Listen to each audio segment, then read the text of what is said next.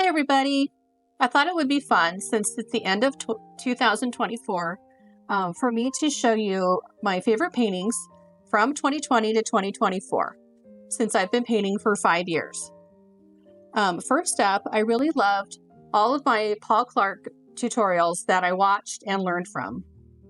This is his duck, and it was one of the first ones he did on YouTube. I learned a lot in this tutorial. A lot of watercolor techniques, like using salt and wet and shadows. I was very new, and his videos were really helpful for me. So go check them out. I loved doing this duck so much that I decided to use the outline that he provides on his website to also do the duck on ice skates and at the roller rink with roller skates on, and at the skate park on his skateboard. And then the last one I did with this duck was as a statue.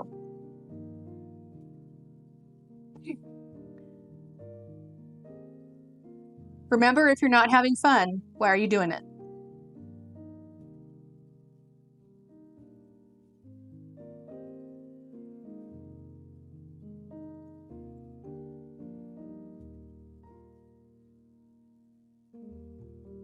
Next, I have one that I did with Jane Davies on Skillshare. She has a really interesting technique using tubes of paint and her paintbrush. She dips her paintbrush in the tube of paint and then puts it on the painting, wet section, and then lets the paint do what it wants to do.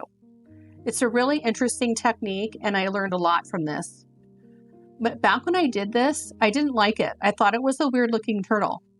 But then today, when I was looking through my paintings and found it, I really like it, and I can't really remember why I didn't like it. So don't throw away your paintings. Save them for later.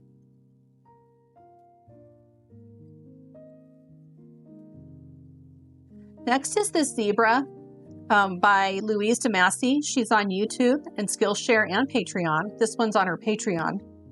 I've been using her tutorials for a few years and really like her style. She uses really interesting colors in just a few spots on her paintings. For instance, on the rump of this zebra, that's a little bit of a surprise. And I also liked how we did the mane's shadow and that we did the mane from the top down. That was really interesting. And then there's a cast shadow, and she has other shadows on shadows. So I learned a lot from her and really enjoyed this painting. Next, we have this Rick Surowitz painting. I bought a pack of 5 tutorials from him off his website, and it was an independent study course where he will, you submit it to him and he will critique it. I liked learning how to do the rust on these old objects on a porch. I liked knowing that, or learning that, you can paint the most mundane object and create a beautiful painting. And now I have this sunflower that I did using a Rachel Parker Patreon video that she made free back when Ukraine was invaded. I really enjoyed this tutorial because it was very loose and different for me. We did a lot of splashing with water and with paint, and we were very free, and I went a little wild, and I really thought that this was a fun way to paint flowers, and was surprised that I was able to pull it off. So thank you, Rachel. This one was not a tutorial, but the photo was provided to everybody in the Watercolor Beginners and Beyond group on Facebook by the admin, the woman who started it, Diane Zimmerman.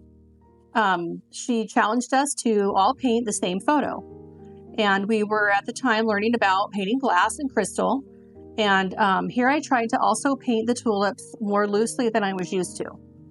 And I thought this was a really fun exercise because I gave myself 60 minutes to do it, and didn't worry a lot about where I was putting shadows. I just sort of instinctively put paint where I thought it should go, and before I knew it, I had this painting. And then don't shy away from painting crystal or glass, because sometimes just a few strokes and some dramatic value changes can really make the glass look like glass to your brain. Your brain will put it together.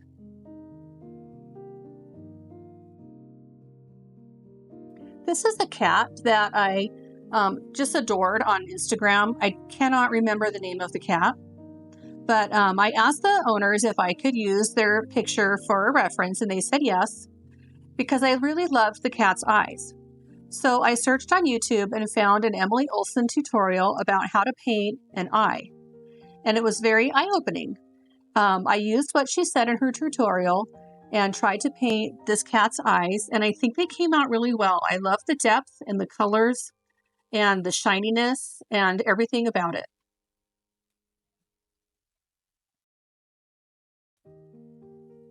This is my own painting from a photo that I took when we were out traveling in our van in southern Arizona. We went out to Tucson to the Saguaro National Park, and we were just on the loop drive. We weren't in backcountry or anything. We were just driving around, and I looked out the window and saw this. So I snapped a photo. I really love when I find interesting things in photos or out in nature, and I really like that they're both pointing in the same direction.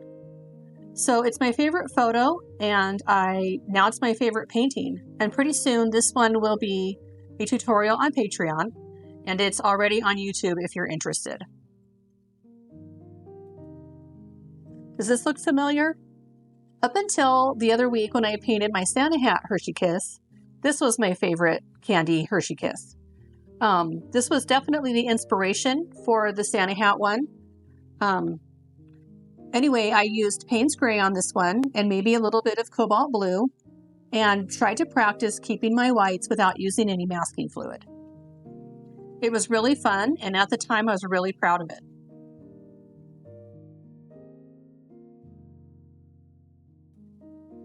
This one is of a birthday girl. It was for a weekly challenge a few years ago in the Facebook group Watercolor Beginners and Beyond. I really like this one because I was able to get the glow from the candles onto her face and create some subtle shades and blends of different colors.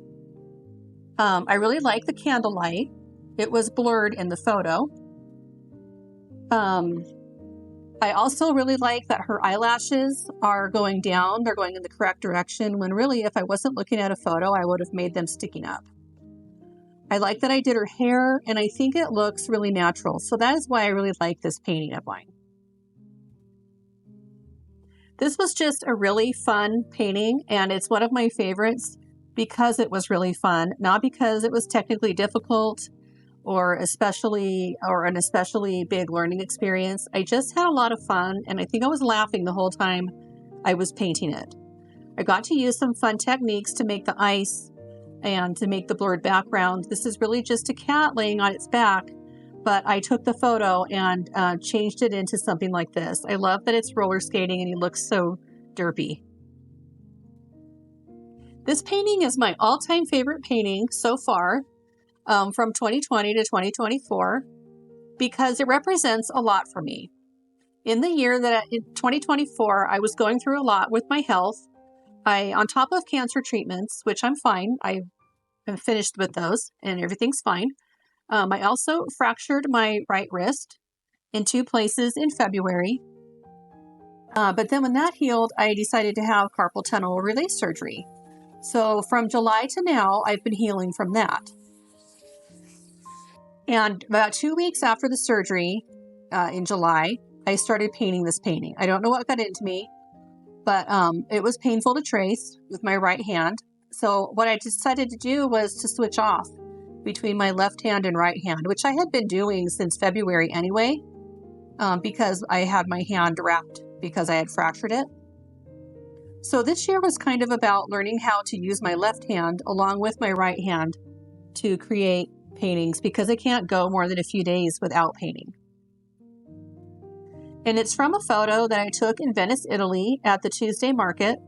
It has always been one of my favorite photos, and now it is one of my favorite paintings.